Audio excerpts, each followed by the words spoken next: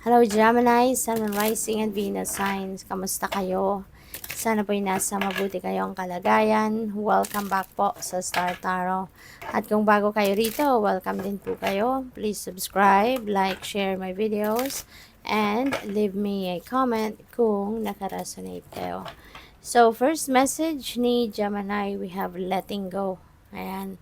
So, this is emotional release. Po pwede no, na matagal na tong nagpapabigat sa dibdib mo, matagal na tong nagpapahirap no, sa inyong kalooban. So now you are ready to let go. You are ready to release whatever strong emotion this is na hindi na to nakakatulong sa'yo. Hindi na to nagpapasaya sa'yo. Kumbaga, kaya i-let go mo na to. No, alam mo, ramdam mo ang bigat no, na dinudulot nito, kaya ayaw mo na mag-hang on dito sa kung ano man ito kasi mas mahihirapan ka lang. So, what else? Maraming salamat for subscribing and kung hindi pa kayo nakakapag-subscribe, subscribe na po kayo. Thank you. And maraming salamat din for not skipping the ads kasi malaking bagay po yan sa akin. So, your next message is Lady Portia, Divine Order. Do what you feel is right. Okay? Gawin mo kung ano sa akala mo, sa pakiramdam mo ang tama. Okay? Use your own judgment and discernment on every situation na kinakaharap ninyo. Magtiwala kayo sa sarili ninyo, magtiwala kayo sa naririnig ninyong gabay ng divine kasi when you are also listening sa intuition ninyo, then you will always be led towards the right path. You will always be led towards kung ano yung tama or nasaan ang tama. Diba? Ano ang dapat. Okay? And at this time, maraming din lessons no, sa buhay na madadagdag kang tawag dito, matututunan. No? There's going to be a lot of wisdom no, that you are going to gain as well sa mga sitwasyon no, sa buhay ninyo sa ngayon. So, by the way, maraming salamat din sa mga nag-member na sa channel at kung hindi pa po kayo nakakapag-member, kung gusto po ninyo, click the join button po sa baba ng video. Thank you. So, Magician. Ayan. So, this is a new beginning energy. Okay? Tapos na yung pag-procrastinate ninyo. Tapos na yung pagdadalawang isip ninyo. Tapos na yung pag-hesitate ninyo. Now, you are recognizing the opportunities around you. Nakikita nyo na yung mga sitwasyon ninyo sa paligid, no, is already perfect para the situation around you is perfect na para simulan mo ng may sakatuparan, no, kung ano man ito na mga gusto mong gawin, mga plano ninyong gawin. Okay? So, maaaring nakikita nyo na nandiyan na kung ano mga kakailanganin ninyo, resources, mga taong makakatulong sa'yo, mga taong gagabay sa'yo, mga ganyan. Nandiyan na siya, present na. Kaya siguro, magkakaroon na kayo ngayon ng lakas ng loob, no? Na simulan na kung ano man itong balak ninyong gawin, no? Pwedeng goal ninyo to, matagal nyo ng goal, pangarap ninyo, or heart's desires ninyo, yung ganon. So, we have the Knight of Cups. Ayan. So, si Knight of Cups, you will be focusing more on your spirituality sa ngayon.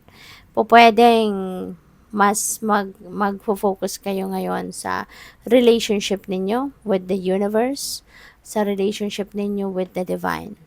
Maaari na ang iba sa inyo sa ngayon will be focusing more on relationship ninyo with yourself as well. Diba? So, mas magkakaroon kayo ngayon ng mas malalim na understanding and awareness of your purpose in life, yung mga ganon. Baka din ang iba sa inyo nasa spiritual tawag dito, awakening na kayo, no? So, we have Two of Swords. Ayan. So, may mga bagay na hindi kayo May mga uncertainty. You are surrounded with uncertainty. May mga bagay dito na hindi kayo sigurado.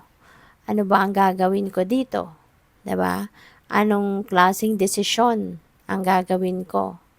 'Di ba? Malabo, no, sa isip mo. Malabo ang nararamdaman mo. So bizarre ang pakiramdam ninyo sa inyong sitwasyon. So for whatever reason, dito, 'di ba? Ano kayo, parang tuliro, 'di ba? Maaring maraming bagay itong iniisip ninyo. Maaring maraming problema siguro ang pinagdediskartehan ninyong solusyonan. Pwedeng gano'n. Kaya you are not sure, no, kung ano siguro ang uunahin ninyo, alin ang pipiliin ninyo, anong gagawin ninyo, yung mga gano'n ba.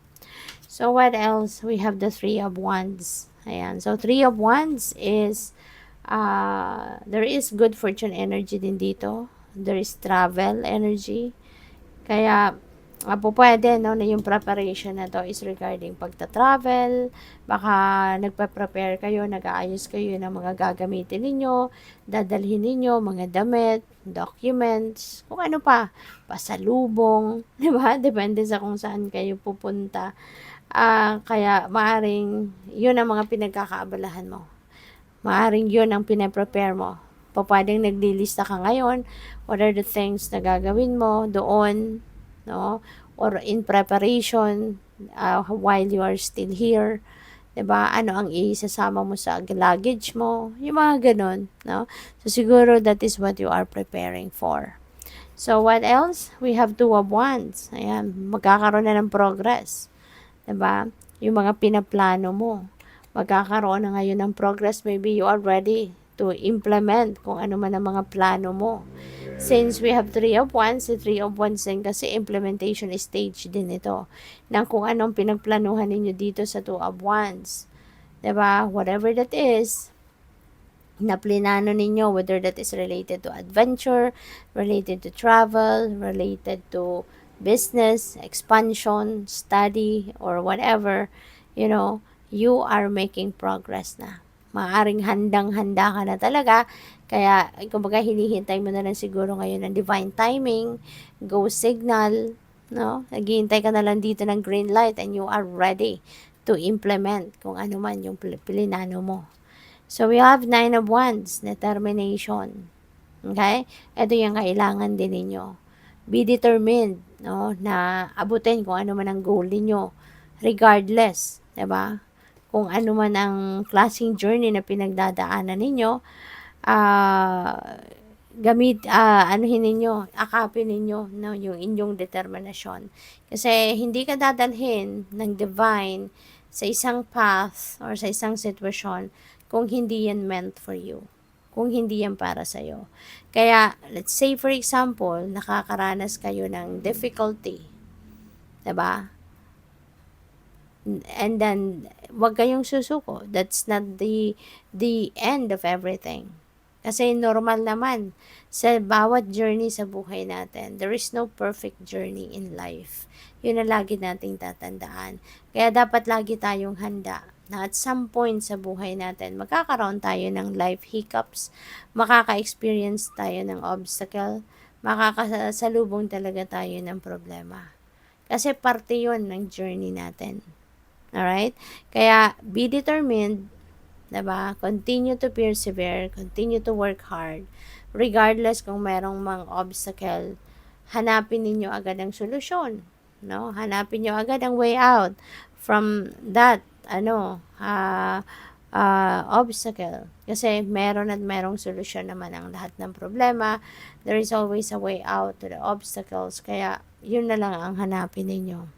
Okay? But never give up. So, good luck sa'yo. Thank you for watching. Love and light. Namaste.